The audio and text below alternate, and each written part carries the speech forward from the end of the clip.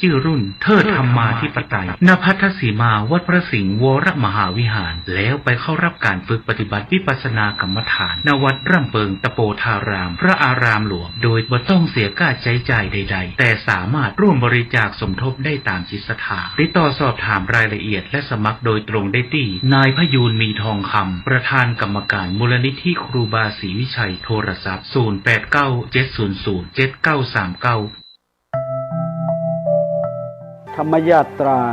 เดินเทศสันถีวันที่5 มิถุนายนเริ่มที่วัดบ้านปางซึ่งเป็นวัดบ้านเกิดวัดที่อยู่ของครูบาเจ้าศรีวิจัยเป็นวัดแรกในเวลา 8 โมงครึ่งตอนเช้าวันที่ 6ได้ออกจากประตูวัดบ้านปางไปสู่วัดห้วยละอำเภอบ้านโฮงในวันที่ 7มาเจ้าก็จะได้เดินธรรมยาตราไปสู่วัดบ้านโฮงหลวงอุโบสถที่ครูบาเจ้าศรีวิจัยได้เป๊กเป็นทุเจ้าที่หิมต่างที่วัดบ้านโฮงหลวงก็จะมาอยู่กันที่หั่นแหม1 คืนตอนเจ้าก็จะมีทำบุญตักบาตรทอดผ้าป่าและถึงจะเดินธรรมยาตรามาสู่ที่วัดพระพุทธบาทตากผ้าในวันที่ 8ในเจ้าวันที่ 9ก็จะเดินเทศสันถีปล่อยขบวนจากวัดพระบาทตากผ้ามาที่วัดกูรมัดหรือวัดรมณียารามตำบลต้นทงนี่ซึ่งเป็นวัดแรกในจังหวัดลำพูนเป็นวัดที่พระแม่เจ้าจามเทวีมาสร้างถวายคือแก่พระรัตนตรัย10เมื่อเจ้าหลังจากที่ทำบุญตักบาตรทอดพระป่าเรียบร้อยแล้วขบวนนี้ก็จะเริ่มออกเดินทางในเวลา 8 โมงครึ่งเข้าสู่บริเวณวัดจามเทวีในคืนวันที่10นี้ก็จะมีการสวดโนโกห้องจะมีการแสดงพระธรรมเทศนาแล้วก็ตอนเจ้าก็จะมีการทำบุญตักบาตรศีนานุปทานให้แก่ครูบาเจ้าศรีวิจัยในวันเจ้าวันที่11และในเวลา 17 นาฬิกานั้นก็จะมีการปล่อยขบวนฉะนั้นในฐานะที่หมู่เฮาทั้งหลายโดยเฉพาะคน10จังหวัดภาคเหนือเชียงใหม่ลำพูนลำปางแพร่น่านพะเยาแม่ฮ่องสอนหรือว่าสุโขทัยหรือว่าจังหวัดตากก็ขอห้องเอิญเชิญชวนกันมาร่วมงานครูบาเจ้าศรีวิจัยตั้งแต่วันที่5เป็นต้นไปและสุดท้ายจะมาสิ้นสุดที่วัดพระธาตุเจ้าหฤพุนชัย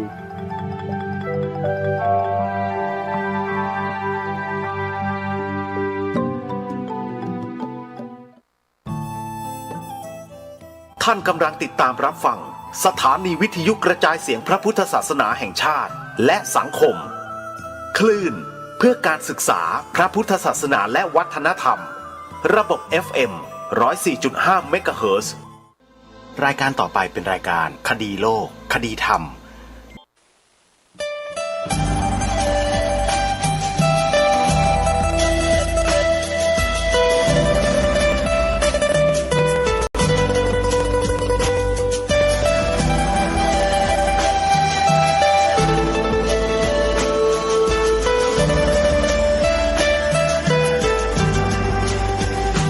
กล้าคิด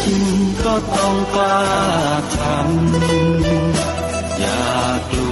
วถ้าทำความดีเป็นศึกษาปัญหาให้ทันท่วงทีเมืองไทยจะพัฒนากว่านี้รายการดีๆคดีโลกคดีธรรมขอรำพันบรรยายความคิดเครื่องหมายแห่งสีทั้งสามงามถนัดขาวคือบริสุทธิ์สีสวัสดิ์หมายพระไตรรัตน์และธรรมะคุ้มจิตไทยแดงคือโลหิตเราใสซึ่งยอมสละได้เพื่อรักษาชาติศาสนาน้ำเงินคือสีโสภาอันจอมประชาพระโปรดเป็นของส่วนองค์จับริ้วเข้าเป็นไตรรงค์ยิ่งเป็นสีธงที่รักแห่งเราชาวไทยทหารอวตารนำไปยงยุทธวิชัยวิชิตก็ชูเกียรติสยามประเทศไทยที่เจริญมั่นคงมาได้จนถึงทุกวันนี้ ได้เกิดขึ้นจากความหวาดกลัวอย่างคลาดเขลาแต่บรรพบุรุษไทยของเราทุกยุคทุกสมัยล้วนแต่มีความกล้าหาญและชาญฉลาดปกป้องเอกราชสร้างชาติให้เกิดความมั่นคงโดยมีธงแห่งพระไตรรัตน์เป็นเครื่องนำชัยจึงเป็นที่มาที่ไปของรายการคดีโลกคดีธรรมกล้าคิดก็ต้องกล้าทำอย่ากลัวถ้าทำความดีเร่งศึกษาปัญหาให้ทันท่วงทีเมืองไทยจะพัฒนากว่านี้รายการดีๆคดีโลกคดีธรรมรายการดีๆคดีโลกคดีธรรม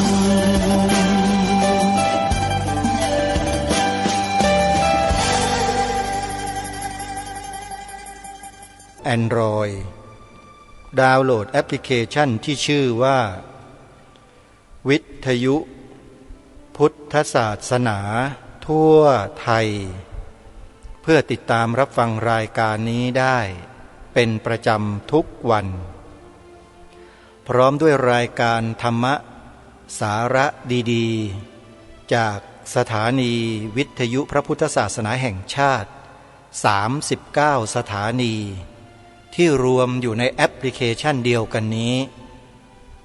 ท่านจะฟังได้ตลอด24ชั่วโมงและฟังได้ทั่วทุกพื้นที่ของโลกที่มีสัญญาณอินเทอร์เน็ตนี่คือนวัตกรรมใหม่แห่งการศึกษาเรียนรู้ศาสตร์แห่งปัญญาสัมมาทิฏฐิมีหนึ่งเดียวในโลกศาสตร์แห่งปัญญาสัมมาทิฏฐิมีหนึ่งเดียวในโลกเท่านั้นนั่นก็คือพุทธศาสตร์ศาสตร์แห่งพุทธะหรือถ้าจะพูดโดยรวมก็คือศาสตร์แห่ง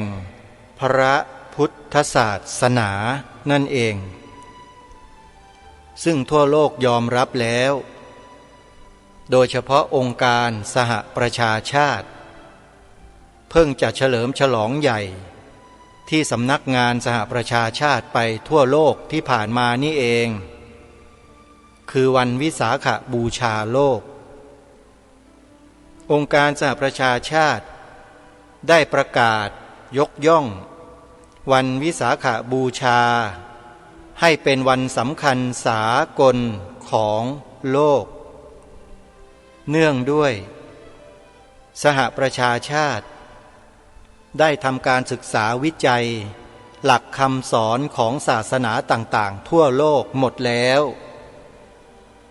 วก็ตกลงปลงใจกันโดยประจักษ์หลังจากทำการวิจัยหมดแล้วเนี่ยก็สรุปผลออกมาเป็นเอกฉันท์ว่าสหประชาชาติต้องยกย่องคำสอนของศาสนาพุทธให้เป็นที่ปรากฏแก่ชาวโลกจึงได้ประกาศออกมาในประชุมสมัชชาใหญ่แห่งองค์การสหประชาชาติว่าให้วันวิสาขบูชาของชาวพุทธทั่วโลกนั้นเป็นวันสำคัญสากลเรื่องนี้ประเทศไทยของเราในสมัยนั้นมีรัฐบาลเป็นมิจฉาทิฏฐิหรือเปล่าไม่ทราบไปเก็บเรื่องดองไว้ที่กระทรวงต่างประเทศ2 ปีโยมไม่นำออกมาเผยแพร่ให้คนไทยได้เกิดความชื่นชมยินดีปรีดาในฐานะที่คนไทยส่วนใหญ่ของประเทศ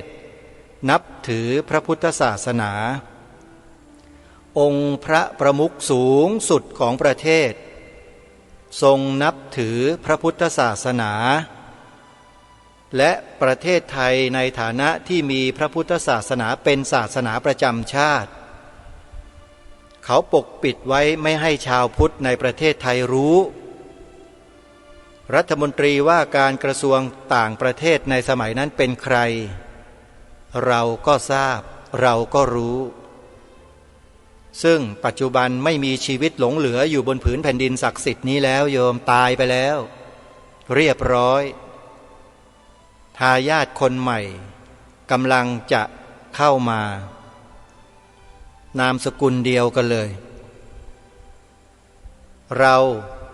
ในฐานะที่เป็นพลเมืองส่วนใหญ่ของประเทศจึงต้องเข้าใจหลักการที่ประเทศไทยของเรายึดถือมาแต่อดีตเป็นพันปีมาจนถึงวันนี้เนี่ยเราต้องเข้าใจให้ดีชาวโลกโดยองค์การสหประชาชาติเขายอมรับเขายกย่องเขาสรรเสริญเขาส่งเสริมเขาสนับสนุนพระพุทธศาสนาอย่างออกหน้าออกตาถึงเพียงนี้แต่รัฐบาลไทยในสมัยนั้นกลับปกปิดข้อมูลดังกล่าวไว้ไม่ยอมนำมาเผยแพร่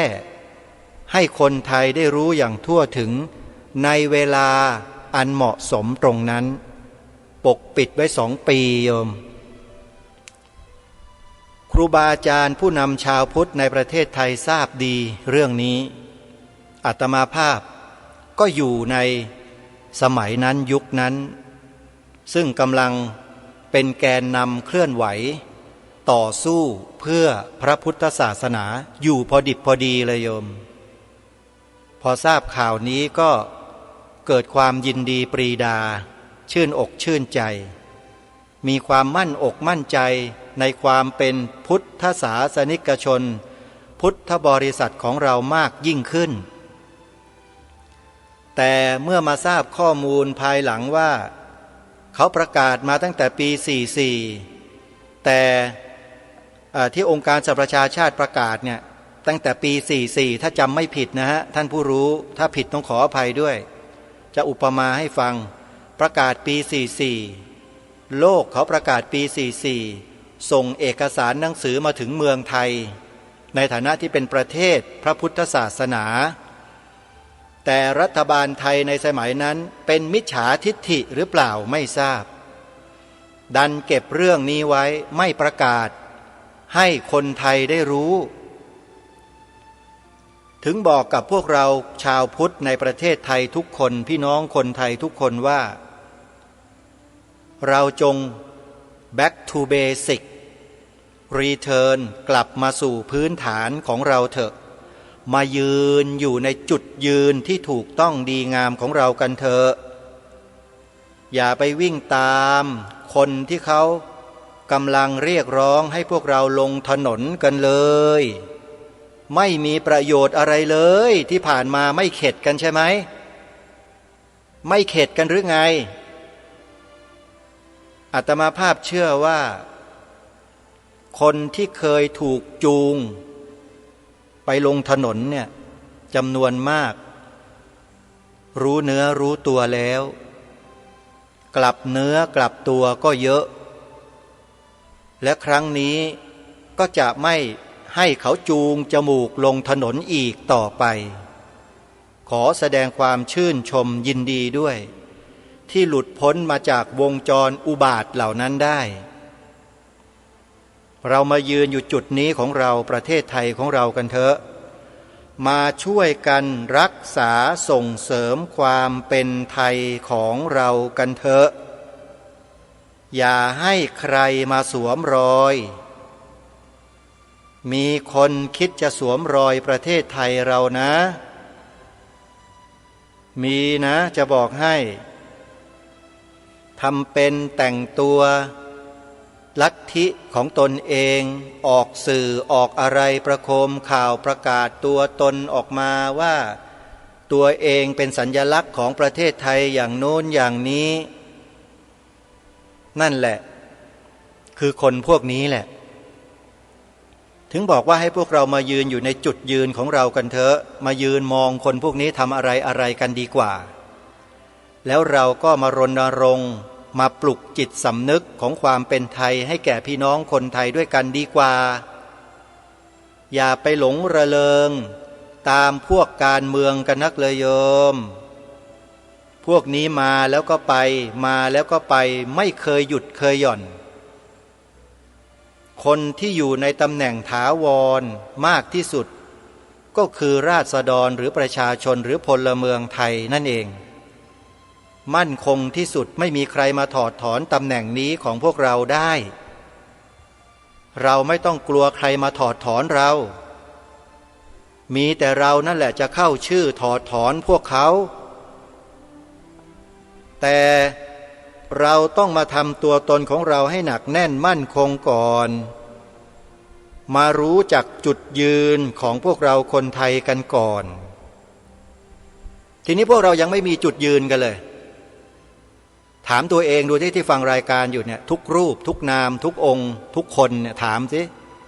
รู้จักจุดยืนของประเทศไทยของคนไทยของตัวเราเองกันไหมรายการคดีโลกคดีธรรมเนี่ยพูดออกอากาศมาตลอดเลย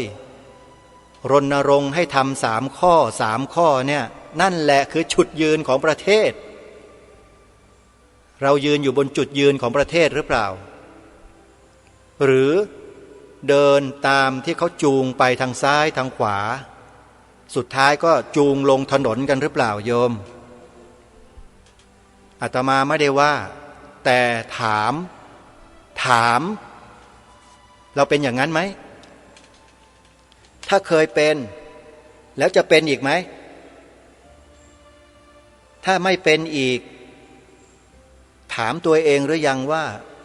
จะยืนอยู่จุดไหนของบ้านนี้เมืองนี้เคยถามตัวเองไหมแล้วเคยแสวงหาจุดยืนของตัวเองบ้างไหม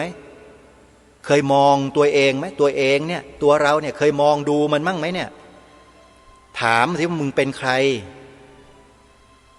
โคตรเง่าตระกูลบรรพบุรุษ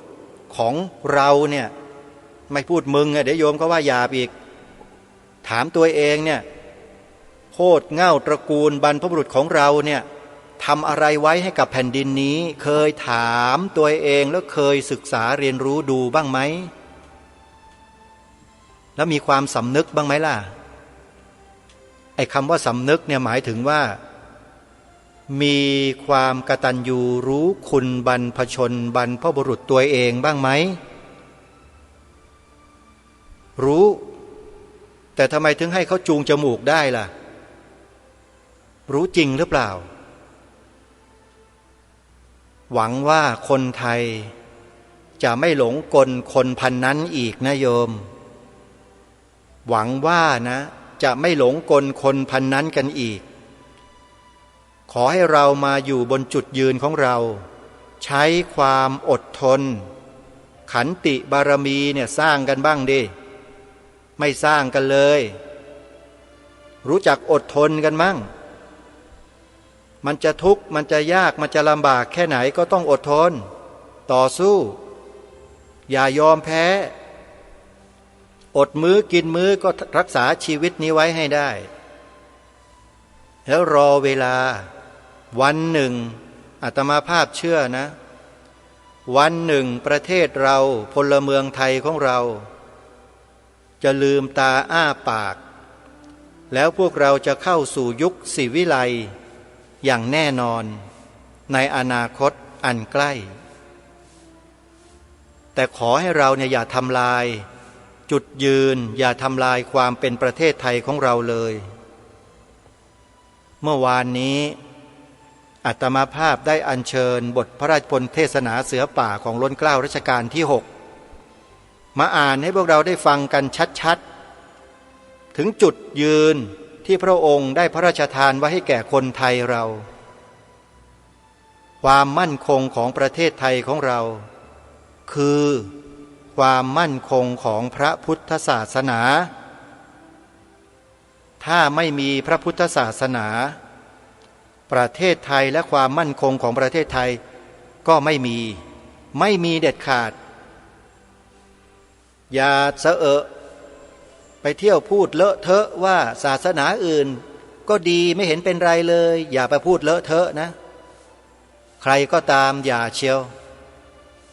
ถ้ามันดีจริงนะประเทศมันไม่สาแหรกไม่แตกขาด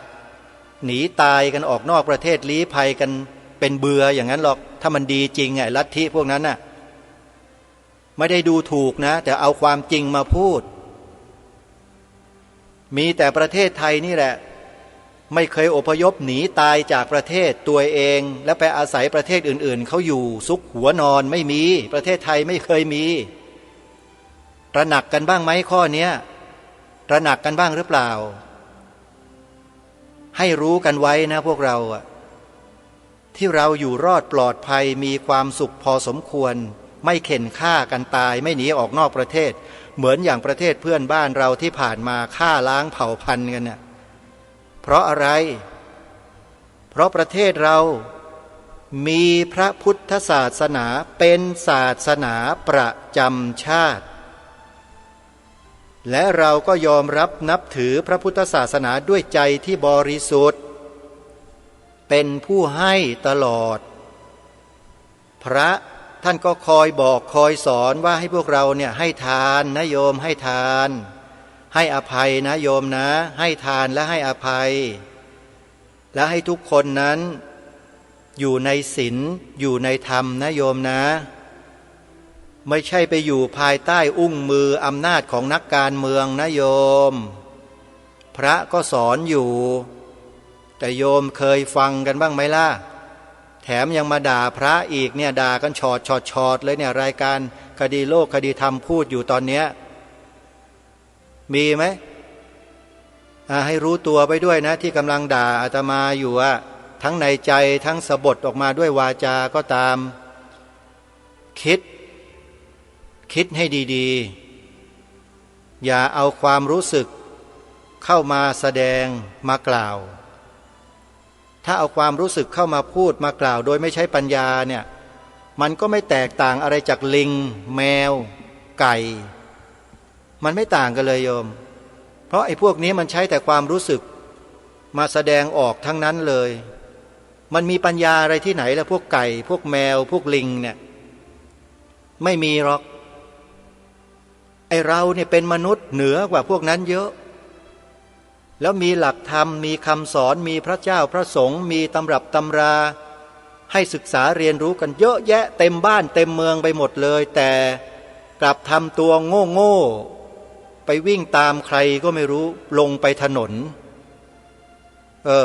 เอาสิแล้วสุดท้ายเป็นยังไงล่ะที่ผ่านมาเข็ดกันหรือยังเข็ดกันไหมโยมไม่ได้ด่าไม่ได้ว่านะถามให้ทุกคนถามตัวเองจะเอาอีกไหมแบบนั้นน่ะจะไปกันอีกไหมนี่แหละสิ่งที่พระพูดเนี่ยนะโยมนะอาตมาเป็นพระนะไม่ใช่ฆราวาสเวลาสอนก็สอนแบบนี้แหละถามมันตรงๆเนี่ยมึงตอบให้ได้นะไอ้ลูกศิษย์ตอบสิถามแล้วต้องตอบให้ได้มาเรียนนี่เพื่อต้องการความรู้ใช่ไหมแล้วถามแล้วตอบไม่ได้แล้วแกจะออกไปเนี่ยแกเอาความรู้ที่ไหนไปล่ะตอบได้ไหมตอบไม่ได้ก็บอกมาเดี๋ยวจะได้เฉลยแล้วจำไว้ด้วยแล้วมาครั้งต่อไปถามแล้วต้องตอบได้นะนี่คือลีลาการสอนของอาตมาภาพสอนให้มันจำคนเราอย่าลืมง่ายนะโดยเฉพาะลืมกำพืชตัวเองเนี่ยอย่าลืมใช่นะลืมไม่ได้นะว่าเราคือคนไทยนะอย่าลืมแล้วอย่าลืมนะว่าประเทศไทยของเราเนี่ยไม่ได้เป็นเมืองขึ้นใครนะเป็นเอกราชนะศักดิ์ศรีและเกียรตินี่เต็มเปี่ยมเลยในโลกใบนี้เราเนี่ยประเทศไทยเรารู้ไหมรักษาเกียรติและศักดิ์ศรีตัวเองบ้างดิจะไปคล้อยตามใครนักหนาล่ะขออภัยครูบาอาจารย์ขอขมาญาติโยมด้วยนะที่อาตมาภาพต้องพูดรายการในลักษณะเช่นนี้เพราะดูแล้วปัจจุบันเนี่ยไอ้คำพูดคำจาที่มันออกมาทางสื่อต่างๆ TikTok Twitter Facebook YouTube อะไรก็แล้วแต่เถอะ มันหยาบคายมันหนักมันรุนแรงหยาบโลนยิ่งกว่าอาตมาภาพหลายเท่าเลยโยมก็ยังดูยังฟังกันได้เลยใช่ไหมนี่อาตมาภาพไม่ได้หยาบไม่ได้โลนอะไรเลยนะเนี่ยพูดอยู่บนหลักการที่ถูกต้องแล้วก็ถามทุกคนให้ทุกคนหาคำตอบด้วยตัวเองไม่ได้ว่าไม่ได้ด่าไม่ได้ตำหนิแต่ถามให้ทุกคนเนี่ยตอบตัวเองจะยอมให้เขาจูงจมูกลงถนนอีกไหมนี่คือคำถามนะโยมนะถ้าเรายอมก็แปลว่าเราก็ยอมรับเลยว่าเราเนี่ยถูกจูงจมูกถูกไหมถ้าเราไม่ไปไม่ยอมเราก็ไม่ได้ถูกจูงจมูกเพราะเราไม่ใช่คนประเภทนั้นไงก็แค่นั้นเองฮะคำถามเนี้ยมันเป็นการเตือนสติไปในทีด้วยเตือนสติว่าอย่าหลงทิศหลงทางกันอีกให้อยู่บนจุดยืนของเราและทำหน้าที่ของพลเมืองให้ดีมีหน้าที่ของพลเมืองมีอยู่ตั้งแต่อดีตบรรพกาลมาจนถึงปัจจุบันนี้หน้าที่นั้นก็ยังอยู่หน้าที่ของคนไทยคือต้องพิทักษ์รักษาไว้ซึ่งชาติศาสนาพระมหากษัตริย์ตามบทบัญญัติของรัฐธรรมนูญนับถือรัฐธรรมนูญกันไม่ใช่เหรอพวกเราอาตมาก็ต้องอ้างรัฐธรรมนูญดิก็มาตรานี้เขาเขียนไว้อย่างเนี้ยก็บอกกับพวกเราให้รู้ให้ทราบว่ามันเป็นหน้าที่ของพวกเราและพวกเราเนี่ยต้องชัดเจนนะประเทศนี้ที่เขาเขียนกฎหมายแบบนี้ให้ประชาชนคนไทยพิทักษ์รักษาไว้ซึ่งชาติศาสนาพระมหากษัตริย์เนี่ยตีความให้ถูกตรงนะอย่าไปตีเพี้ยนผิดเขาล่ะคำว่าชาติศาสนาพระมหากษัตริย์ในรัฐธรรมนูญเนี่ยโดยเฉพาะคำว่าศาสนาเนี่ยตีความกันให้ถูกด้วยนะนักกฎหมายก็เหมือนกันอย่าไปตีความออกข้างๆคูเชียวเดี๋ยวจะถูกประณามว่าไม่รู้จริงเดี๋ยวหลวงพ่อพุทธทาสกันก็ว่าเอาอีกศึกษามาแบบหมาหางด้วนอีกเรียนรู้กฎหมายจากที่ไหนมาก็ไม่รู้พอมาเมืองไทยก็มาตีความประเทศไทยเป็นอย่างนู้นเป็นอย่างนี้ออกไปนอกลู่นอกทางไปนู่นคำว่าศาสนาในประเทศนี้หมายถึงพระพุทธศาสนาเท่านั้นฮะนี่แหละคือจุดยืนของพวกเราคนไทยแล้วพวกเรายืนอยู่บนจุดยืนนี้ไหมหรือยืนแบบสเปะสปะทางแข้งทางขายืนไม่เป็นระเบียบเรียบร้อยกันหรือเปล่าลองถามตัวเองสิยืนอย่างมั่นคงมั่นอกมั่นใจไหมในประเด็นดังกล่าวที่ถามเนี่ยคำว่าศาสนาที่รัฐธรรมนูญเขียนไว้ให้ประชาชนคนไทยพิทักษ์รักษาไว้เนี่ยคือศาสนาอะไรนี่แหละจุดยืนตัวเองยังไม่รู้เลยยังสเปะสปะกันอยู่เลยรายการนี้จึงต้องมาบอกให้มันชัดๆไงบอกแล้วไม่ใช่ว่าไม่มีหลักฐานยืนยันนะมีหลักฐานยืนยันก็สีขาวในธงชาติไทยไงที่เป็นเครื่องบ่งบอกชัดเจนเลยว่าหมายถึงพระพุทธศาสนาเท่านั้นมีใครเถียงมั่งผู้ฟังรายการทั้งพระทั้งโยมนะครับใครคิดว่าไม่ใช่บ้างลองยกหลักฐานมาโต้แย้งผมหน่อยมีไหมพระในประเทศนี้มีไหมฮะถ้ามีเนี่ยผมจะได้บันทึกจารึกไว้เป็นประวัติศาสตร์ว่ามีพระในประเทศไทยรูปนี้มาคัดค้านต่อต้านสิ่งนี้หรือฆราวาสคนไหน ผู้มีอำนาจคนไหนมีไหมทหาร3เหล่าทัพมีไหมตำรวจจะเถียงข้อนี้หรือว่าจะมาคัดค้านประเด็นนี้มีไหมอยากจะรู้เหมือนกันว่าคนที่รับราชการกินเงินแผ่นดินนี้อยู่จะตอบคำถามนี้ถูกตรงหรือว่าบิดเบี้ยวก็จะได้รู้ถึงจิตสำนึกด้วยไงว่ามันมีหรือไม่มีจุดยืนมีหรือไม่มีเพราะฉะนั้นเราในฐานะที่เป็นคนไทยและในฐานะที่เราอยู่บนผืนแผ่นดินที่เป็นแผ่นดินพุทธประเทศไทยนี่เป็นแผ่นดินพระพุทธศาสนานะโยมอย่าเลอะเทอะกันนะโยมนะอย่าออกนอกลู่นอกทางกันนี่แหละคือจุดยืนที่ทางรายการย้ำแล้วย้ำอีกที่คนไทยเราทุกวันเนี่ยมันลืมตัวกันมันหลงระเริงเชื่อใครก็ไม่รู้ที่มาสร้างวาทกรรมผิดอยู่แล้วก็หลงเชื่อเข้าไปแล้วก็กลับกลายเป็นด้ามให้เขามาฟันพวกเดียวกันเองเนี่ยมันเลวร้ายมากพฤติการแบบนี้เลวร้ายมากองค์พระบาทสมเด็จพระมงกุฎเกล้าเจ้าอยู่หัวตรัสเตือนคนไทยเราไว้เมื่อ100 ปีเศษประมาณปีพระพุทธศักราช 2457-58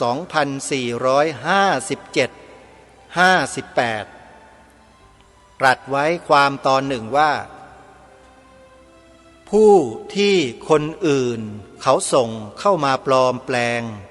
เพื่อทำลายพระพุทธศาสนาเราทั้งหลายต้องคอยระวังรู้เท่าไว้จึงจะควรอาตมาภาพอัญเชิญความตอนนี้แหละมานั่งคิดพิจารณาศึกษาคิดพิจารณาไตรตรองทบทวนสงเคราะห์สังเคราะห์วิเคราะห์และดูกับสถานการณ์ในประเทศเกี่ยวกับเรื่องนี้ปรากฏว่ามันมีคนประเภทนี้อยู่ในระบบของสังคมเราจริงๆคือบุคคลที่ผู้อื่นเขาส่งเข้ามาปลอมแปลงเพื่อทำลายพระพุทธศาสนาเนี่ยมีจริงๆแต่คนไทยเรารู้ไม่เท่าทันฮะทั้งที่พระองค์ท่านก็ตรัสเตือนไว้ว่าเราผู้ที่คนอื่นเขาส่งเข้ามาปลอมแปลงเพื่อทำลายพระพุทธศาสนาเราทั้งหลายต้องคอยระวังรู้เท่าไว้จึงจะควรคนไทยรู้ไม่เท่าทันคนพวกนี้เลยแต่อาตมาภาพรู้เท่าทันรู้ชัดด้วยอ้าปากพวกเนี้ยนะอาตมาก็เห็นลิ้นไก่ยังไม่ทันพูดหรอกจริงๆไม่ใช่เก่งหรอกโยมแต่ว่าฟังมาเยอะติดตามมาเยอะการจะดูว่าใครปลอมเข้ามาเป็นชาวพุทธแล้วมาทำลายพระพุทธศาสนาดูไม่ยากจำกันไว้เลยนะฮะวิธีการจะดูเนี่ยไม่ยากเลยเพียงแค่เราตั้งคำถามคนนั้นที่เราสงสัยที่เรามั่นใจหรือตั้งข้อสันนิษฐานหรือตั้งข้อสังเกตว่าจะปลอมเข้ามาเป็นคนไทยแล้วมาทำลายพระพุทธศาสนาหรือเปล่าเนี่ยใช้วิธีพิสูจน์ไม่ยากเลยโยมก็ถามเขาสิ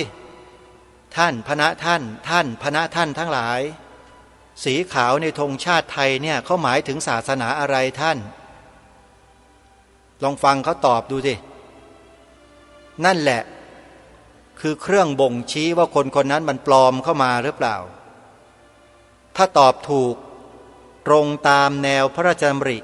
พระราชประสงค์ของล้นเกล้ารัชกาลที่6ก็แปลว่าเป็นไทยแท้เป็นพุทธแท้แต่ถ้าตอบคลาดเคลื่อนจากนี้เทียมหมดเป็นพวกเทียมทั้งนั้นเลยนี่ไงที่รายการคดีโลกคดีธรรมรณรงค์ให้พวกเรากล่าวคำนี้ในข้อที่1ข้อแรกก็ด้วยเหตุนี้นี่แหละพระพุทธศาสนาเป็นศาสนาประจำชาติไทยของเราความตอนนี้เป็นพระราชดำรัสหรือพระบรมราโชวาท ขององค์พระบาทสมเด็จพระบรมชนกาธิเบศรมหาภูมิพลอดุลยเดชมหาราชบรมนาถบพิตรตรัสไว้พระราชทานแก่คณะกรรมการสภายุวพุทธิกสมาคมแห่งชาติซึ่งทำการประชุมกันที่วัดอัมพวันอำเภอพรหมบุรีจังหวัดสิงห์บุรีของหลวงพ่อจรัญหลักฐานมีชัดเจนอาตมาภาพก็อัญเชิญมาถ่ายทอดให้คนไทยเราใช้เป็นจุดยืนของความเป็นไทยเห็นไหมแล้วคนที่คิดต่อต้านสิ่งนี้เป็นคนเช่นไรล่ะโยมเห็นไหมก็บอกว่าให้เรามายืนอยู่บนจุดยืนของเราแค่นี้ก็พอแล้วไม่ต้องไปเดินลงถนนให้ใครเขาจูงจมูกก็พอแล้วโยมแค่นี้เราก็รักษาประเทศชาติบ้านเมืองไว้ได้แล้วแต่เราทำกันไหมล่ะครูบาอาจารย์พระเจ้าพระสงฆ์เราทำกันไหมทำไหมฮะเป็นตัวของตัวเองมั่นอกมั่นใจว่าแน่ละข้าเนี่ยอย่างนั้นหรือเปล่าครับผมไม่ได้เก่งนะสิ่งนี้ไม่ใช่ของผมอัญเชิญมาจากพระบรมราโชวาทแล้วพวกท่านล่ะที่รับพระราชทานสมณศักดิ์เป็นพระครูสัญญาบัตรเป็นฐานานุกรมเป็นพระราชาคณะทั้งหลายเนี่ยแล้วท่านคิดยังไงกับจุดยืนในข้อนี้ถามถึงสำนึกของท่านทั้งหลายนี่คือจุดยืนข้อที่หนึ่งนะฮะที่ให้พวกเราพาทำกันข้อที่สองก็อย่างที่กล่าวเมื่อสักครู่สีขาวในธงชาติไทยเนี่ยเราแปลว่าอะไรกันพระสงฆ์ในประเทศไทยพระครูสัญญาบัตรฐานานุกรมพระราชาคณะทั้งหลายท่านแปลความว่าอะไรถามจุดยืนของพวกท่านข้าราชการไทย3เหล่าทัพบกทัพเรือทัพอากาศสำนักงานตำรวจแห่งชาติข้าราชการพลเรือนทุกกระทรวงทบวงกรมถามจุดยืนของพวกท่านมีจุดยืนข้อนี้ไหมเห็นไหมนี่ไงรายการนี้จึงชวนพวกเรามาอยู่บนจุดยืนของเราตรงนี้ไม่ต้องไปทำอะไรแล้วปล่อยให้เขาบริหารบ้านเมืองไปแล้วเราจะดูไงดูน้ำยาคนพวกนี้ว่ามันจะทำอะไรกันมันจะทำลายความประเทศไทยของเราหรือเปล่าทำลายจุดยืนของประเทศนี้หรือเปล่าแค่นี้และส่วนข้อที่3ที่ให้พาทำกันเนี่ยมันคือสัจจะอธิษฐานคนเรามันต้องมีสัจจะมันจึงจะเป็นมนุษย์ที่สมบูรณ์ได้ขึ้นทะเบียนเขียนใบสมัครปฏิญาณตนเป็นพุทธมามกะตลอดชีวิตตามรอยเบื้องพระยุคลบาทข้อนี้ถือว่าเรามีความจงรักภักดีต่อองค์พระมหากษัตริย์เต็มก็ดำเนินรอยตามพระองค์ท่านพระองค์ท่านทรงเป็นพุทธมามกะเราก็ดำเนินรอยตามพระองค์ท่านจุดยืนในข้อที่3เนี่ยมีกันหรือยังทำกันหรือยังคนที่นับถือศาสนาพุทธทำหรือยังเห็นไหมจุดยืน3ข้อที่ประชาชนคนไทยทำได้ทันทีด้วยตัวเองฮะไม่ต้องให้ใครมาบีบบังคับเลยรายการคดีโลกคดีธรรมนั้นทำให้เห็นแล้วจึงได้มาบอกให้ทำกันเพราะมีประโยชน์ต่อส่วนรวมจริงๆถ้าหากว่าอัตมภาพหรือกระผมเนี่ยไม่มาทำหน้าที่อยู่ตรงนี้นะนั่นก็หมายความว่าผมเนี่ยหรืออัตมภาพเนี่ยก็เป็นเหมือนกับคนทั่วๆไปนั่นแหละที่ไม่รู้จักจุดยืนของตัวเองก็ยังคงสเปะสปะอยู่ในสังคมนี้เหมือนอย่างหลายๆคนที่เป็นอยู่นั่นแหละถูกจูงจมูกไปทางซ้ายทีถูกจูงจมูกไปทางขวาที เดินหน้าบ้างถอยหลังบ้างจูงจมูกให้นอนหมอบบ้างอาตมาภาพไม่ได้เป็นอย่างนั้นโยมใครมาจูงจมูกไม่ได้ทำหน้าที่ด้วยจิตสำนึกและความรับผิดชอบต่อชาติศาสนาพระมหากษัตริย์แล้วก็ไม่ชวนญาติโยมลงถนนด้วยถ้าหากว่ายึดมั่นในสถาบันทั้งสามของชาติอย่างถูกต้องแล้วจะไม่ชวนใครลงไปบนถนนจำไว้นะถ้าใครอ้างสถาบันทั้งสามของชาติแล้วชวนคนลงถนนเพื่อไปปกป้องสถาบันนะโยม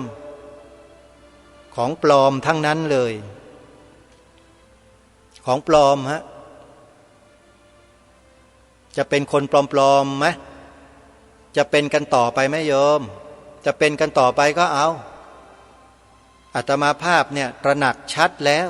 ที่ผ่านมาเนี่ยนะฮะมันทำให้อาตมาภาพเนี่ยมั่นใจตัวเองมากยิ่งขึ้นที่ยืนอยู่บนจุดยืนนี้ของตนเองมาโดยตลอดมันก็จะยิ่งมั่นคงยิ่งขึ้นไปอีกจึงได้มากล่าวมาพูดมาแสดงแบบนี้กับท่านทั้งหลายเพื่อหวังว่าพี่น้องประชาชนคนไทยพระเถรานุเถระของเราเนี่ยจะไม่หลงทิศหลงทางไปกับกระแสเหล่านั้นกันอีกบางท่านนะฮะบางท่านไม่ใช่ทั้งหมดท่านใดที่มีจุดยืนอยู่แล้วก็อนุโมทนาด้วยแต่ท่านก็อย่าประมาทนะถ้าท่านยังไม่มั่นคงไม่มั่นอกมั่นใจเนี่ยมันส่วนเซได้ง่ายนะท่านไม่ว่าท่านจะเป็นใครทั้งนั้นแหละคล้อยตามพวกนักสร้างวาทกรรมไปหมดพอเห็นเขามีตำแหน่งแห่งที่ใหญ่ๆโตๆในบ้านเมืองก็เชื่อเขาไปหมดนั่นแหละเขาเรียกว่าไม่มั่นคง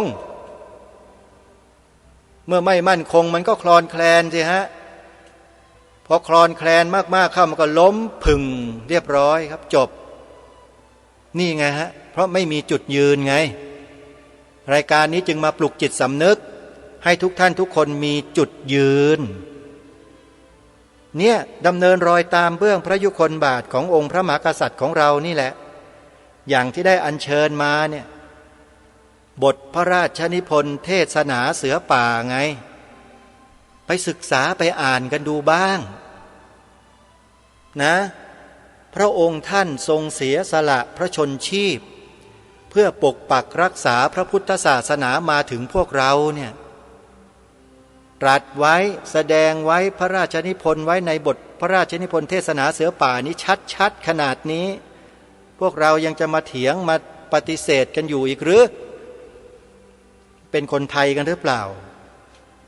ปลอมเข้ามาแน่ๆเลยเหมือนอย่างที่พระองค์ตรัสไว้นะผู้ที่คนอื่นเขาส่งเข้ามาปลอมแปลงเพื่อทำลายพระพุทธศาสนาเราทั้งหลายต้องคอยระวังรู้เท่าไว้จึงจะควรรู้เท่าทันเขาไหมรู้เท่าทันคนที่สร้างวาทกรรมปฏิเสธศาสนาพุทธไม่ให้เป็นศาสนาประจำชาติไหมรู้เท่าทันเขาไหมไม่เท่าทันไม่เท่าทันก็คล้อยตามเขาสิเชื่อเขาไปหมดนั่นแหละเขาเรียกว่าไม่เท่าทันแปลว่าไม่ปฏิบัติตามแนวพระดำริของพระองค์ท่านแล้วอย่างนี้จะเรียกว่าคนจงรักภักดีได้ไหมได้ไหมให้ถามตัวเองโยมอาตมาช่วยถามให้บางทีตั้งคำถามตัวเองไม่เป็นมันก็เลยหาคำตอบไม่เจอแล้วก็เลยหลงเชื่อคนพวกนี้อยู่คนที่คนอื่นเขาส่งเข้ามาปลอมแปลงเพื่อทำลายพระพุทธศาสนานั่นแหละก็หลงเชื่อเขาอยู่ก็เลยรู้ไม่เท่าทัน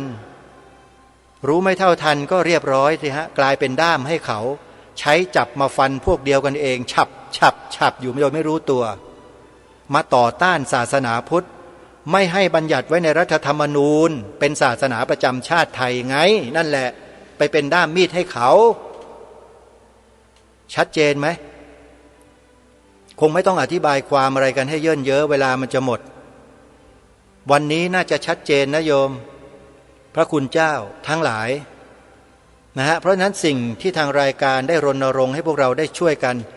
ทำให้เกิดขึ้นเป็นจุดยืนของชีวิตของเราให้มั่นคงถาวรตลอดไปเราทำกันหรือยังญาติโยมคอยฟังรายการวิทยุต่างๆด้วยนะวิทยากรรายการไหนบ้างที่อยู่บนจุดยืนนี้หรือไม่ได้อยู่บนจุดยืนนี้เลยมีการต่อต้านสิ่งที่รายการคดีโลกคดีธรรมพูดแคะไค้พูดเทียบเคียงไม่เห็นด้วยอะไรต่างๆมีไหมโยมก็พิจารณากันเองนะไม่ต้องมาบอกอาตมาหรอก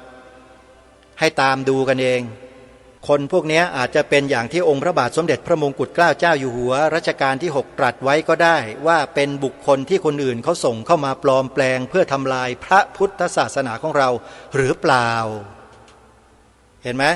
เพราะฉะนั้นต้องรู้ให้เท่าทันคนพวกนี้นะขอฝากไว้ช่วงท้ายรายการท่านสาธุชนทุกท่านพูดไปพูดมาเวลามันทำไมถึงหมดไวจังเลยโยมยังไม่ทันไรเลยเห็นไหมสรุปรายการวันนี้ณเวลานี้ญาติโยมกระแสในการแบ่งแยกประชาชนโดยอาศัยการเมืองเพื่อที่จะดึงคนลงถนนนั้นมันเริ่มแล้วมันเริ่มมาอีกแล้วหน้าเดิมหน้าเก่าจะไปอีกไหมโยมนี่คือบทสรุปของรายการนะเป็นคำถามว่าจะลงถนนกับเขาอีกไหมหรือจะยืนอยู่บนจุดยืนของประเทศชาติบ้านเมืองของเราให้ดีงามให้ถูกต้องให้มั่นคงเลือกกันเองอาตมาภาพมีหน้าที่มาชี้แนะมาบอกให้พวกเราได้รับรู้รับทราบร่วมกันว่าจุดยืนของประเทศชาติบ้านเมืองคืออะไรเราจะยืนอยู่บนจุดยืนของประเทศชาติบ้านเมืองด้วยลำแข้งด้วยตัวของเราเองหรือจะให้ใครมาจูงจมูกลงถนนเลือกได้ไม่ได้ว่าเลยแต่เมื่อเลือกแล้วต้องยอมรับนะว่าเป็นเช่นนั้นนะอาตมาไม่ได้ว่านะทุกคนเลือกเองนะก็ขอฝากไว้ในรายการวันนี้อาตมาภาพขอสรุปรายการช่วงท้ายด้วยข่าวประชาสัมพันธ์เล็กน้อยเพื่อให้ญาติโยมสาธุชนได้มีส่วนร่วมการสร้างพระอุโบสถที่วัดป่าจริยธรรมก็ดีวัดศรีอุดมวงศ์ก็ดีวัดหนองกายก็ดีการสร้างเสนาสนะที่พักของลูกๆหลานๆสามเณรที่วัดอารามมงคลก็ดีหรืองานอะไรก็แล้วแต่ของครูบาอาจารย์ของเราที่รายการคดีโลกคดีธรรมออกอากาศอยู่เนี่ยโยมให้ญาติโยมช่วยกันนะช่วยครูบาอาจารย์ของเราด้วยวัดบ้านปลาคูนวัดหนองกายวัดฝายหินวัดศรีอุดมวงศ์วัดป่าจริยธรรมวัดอารามมงคลวัดป่าบ้านผือวัดสามชุกวัดสามชุกก็สร้างศาลาปฏิบัติธรรมอยู่เกือบจะแล้วเสร็จแล้วล่ะแต่ยังขาดงบประมาณโยมวัดสามชุกนะไปช่วยหลวงพ่อกันโยมคนสุพรรณบุรีไม่ช่วยคนสุพรรณบุรีด้วยกันแล้วไปจะช่วยใครล่ะจริงไหมโยมนะช่วยกันวัดธรรมปัญญารามบางม่วงองค์พจนกรโกศลเสียงป้อช่วยกันนะและใครจะช่วยอาตมาภาพหรือไม่ช่วยก็ไม่เป็นไรโยมอาตมาภาพก็มีภาระหน้าที่ที่ต้องทำเหมือนกันปลูกป่าอาตมาภาพปลูกป่าโยมไม่ปลูกอาคารหลังใหญ่ๆเพราะบารมีไม่ถึงไม่ใช่อะไรหรอกปลูกต้นไม้ดีกว่าใช้เงินไม่มากแต่ไม่มากนี่แหละแต่หาไม่ได้เลยโยมเพราะไม่มีกิจกรรมที่จะให้ญาติโยมได้ทำกันก็บอกออกอากาศไปอย่างนี้เลยโยมเนาะใครจะทำบุญก็ขอเชิญนะโยมนะอนุโมทนาสาธุวันนี้เวลาของรายการหมดลงแล้วอาตมาภาพต้องขอสมมุติยุติรายการไว้แต่เพียงเท่านี้ไว้พบกับรายการได้ใหม่ในวันต่อไป ขอความสุขความสวัสดีในธรรมแห่งองค์สมเด็จพระบรมศาสดาสัมมาสัมพุทธเจ้าจงปรากฏเกิดมีขึ้นในจิตใจของท่านผู้ฟังทุกท่านทุกคนเทินขอเจริญพรมือกำดับมันข้านั้นไม่คิดกลัวตายพี่น้องทั้งหลายรวมใจผนึกกำลังข้าชื่อพ่อเป็นหญิงขอนำทางงานครัวปล่อยวางเพื่อล้างเหล่าภัยรีทับศึกเป็นชาหัวใจข้าไม่เคยกลัวมันมาทำชั่วหวังแย่งชาติเรานี้ข้ายอมไม่ได้จะฟาดฟันไม่ปราณีนายกองสุขีวันนี้ข้าขอประลองหน้าข้าใสใจข้าสู้ศัตรูทุกด้านดินแดนนี้นั้นไทยเราเป็นเจ้าของมันหรือจะถือสิทธิ์มาครอบครองคงจะต้องข้ามศพของข้านี้ไปถึงตัวข้าตายขอไว้แค่ไทยยืนนานบ้านโพสาวหารข้านั้นได้รักษาไว้ให้ลูกหลานมีพื้นปัฐภีอาศัยแม้ชีพมันลายก็ภูมิใจที่ไทยยังอยู่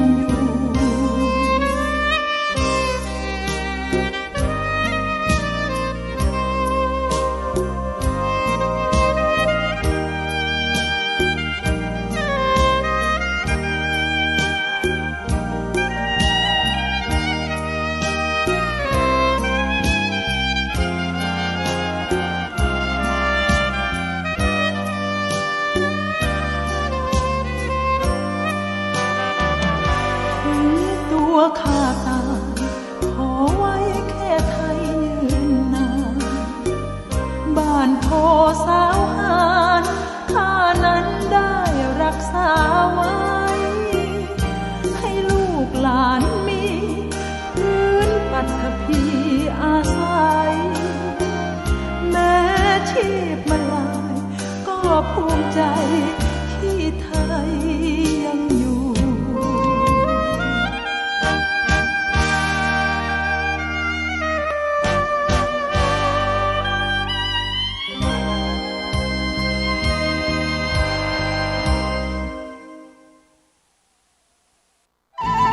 ที่จบไปแล้วนั้นเป็นรายการคดีโลกคดีธรรมดำเนินรายการโดยพระครูปลัดณรงค์ฤทธิ์ธรรมยาตราเดินเทศสันถีวันที่5มิถุนายนเริ่มที่วัดบ้านปางซึ่งเป็นวัดบ้านเกิดวัดที่อยู่ของครูบาเจ้าศรีวิจัยเป็นวัดแรกในเวลา 8:00 น.ตอนเช้าวันที่6ได้ออกจากประตูวัดบ้านปางไปสู่วัดห้วยละอำเภอบ้านโฮงในวันที่7มาเจ้าก็จะได้เดินธรรมยาตราไปสู่วัดบ้านโฮงหลวงอุโบสถที่ครูบาเจ้าศรีวิจัยได้เป๊กเป็นทุเจ้าที่หิมต่างที่วัดบ้านโฮงหลวงก็จะมาอยู่กันที่หั่นแหม1 คืนตอนเช้าก็จะมีทำบุญตักบาตรทอดพระป่าและถึงจะเดินธรรมยาตรามาสู่ที่วัดพระพุทธบาทตากผ้าในวันที่8ในเจ้าวันที่9ก็จะเดินเทศสันถีปล่อยขบวนจากวัดพระบาทตากผ้ามาที่วัดกูรมัดหรือวัดรมณียารามตำบลต้นทงนี่ซึ่งเป็นวัดแรกในจังหวัดลำพูนเป็นวัดที่พระแม่เจ้าจามเทวีมาสร้างถวายคือแก่พระรัตนตรัย10 เมื่อเจ้าหลังจากที่ทำบุญตักบาตรทอดพระป่าเรียบร้อยแล้วขบวนนี้ก็จะเริ่มออกเดินทางในเวลา 8:00 น.เข้าสู่บริเวณวัดจามเทวีในคืนวันที่10นี้ก็จะมีการสวด โนโกห้องจะมีการแสดงพระธรรมเทศนาแล้วก็ตอนเจ้าก็จะมีการทำบุญตักบาตรศีนานุปทานให้แก่ครูบาเจ้าศรีวิจัยในวันเจ้าวันที่11และในเวลา 17 นาฬิกานั้นก็จะมีการปล่อยขบวนฉะนั้นในฐานะที่หมู่เฮาทั้งหลายโดยเฉพาะคน10จังหวัดภาคเหนือเชียงใหม่ลำพูนลำปางแพร่น่านพะเยาแม่ฮ่องสอนหรือว่าสุโขทัยหรือว่าจังหวัดตากก็ขอห้องเอิญเชิญชวนกันมาร่วมงานครูบาเจ้าศรีวิจัยตั้งแต่วันที่5เป็นต้นไปและสุดท้ายจะมาสิ้นสุดที่วัดพระธาตุเจ้าหฤพุนชัย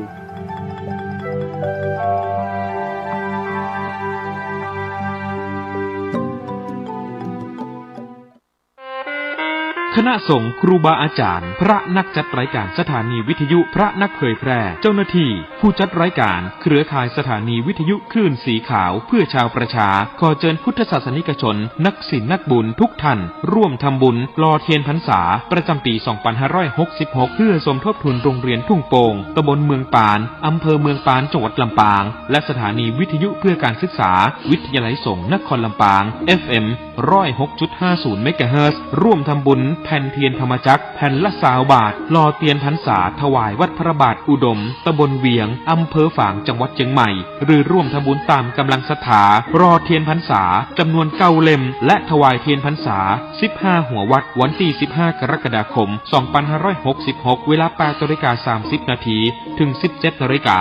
ณวัดตุงโป่งตำบลเมืองปานอำเภอเมืองปานจังหวัดลำปางเดินทางไปร่วมบุญถวายเทียนพรรษาในพื้นที่อำเภอฝางจังหวัดเชียงใหม่ณวัดพระบาทอุดมอำเภอฝางจังหวัดเชียงใหม่วันที่13สิงหาคม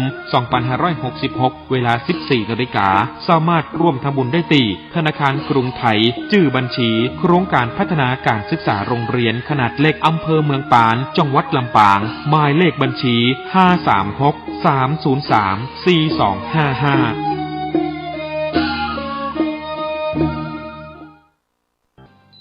มูลนิธิครูบาศรีวิชัยจังหวัดเชียงใหม่ขอเชิญชวนชายไทยผู้มีจิตเลื่อมใสในพระพุทธศาสนาและมีความศรัทธาในปฏิปทาและบารมีธรรมของครูบาเจ้าศรีวิชัยจำนวน9 คนที่มีคุณสมบัติคือมีอายุ20 ปีบริบูรณ์ขึ้นไปและบ่เกิน45 ปีบ่เคยอุปสมบทเป็นพระภิกษุมาก่อนบ่มีประวัติด้านอาชญากรรมบ่มีรอยสักบนร่างกายสามารถเข้าฝึกท่องจำคำขออุปสมบทได้ตามนัดหมายเพื่อเข้าอุปสมบทเนื่องในวันคล้ายวันถือกำเนิดของครูบาเจ้าศรีวิชัยตั้งแต่วันอาทิตย์ที่11ถึงวันจันทร์ที่19มิถุนายนพุทธศักราช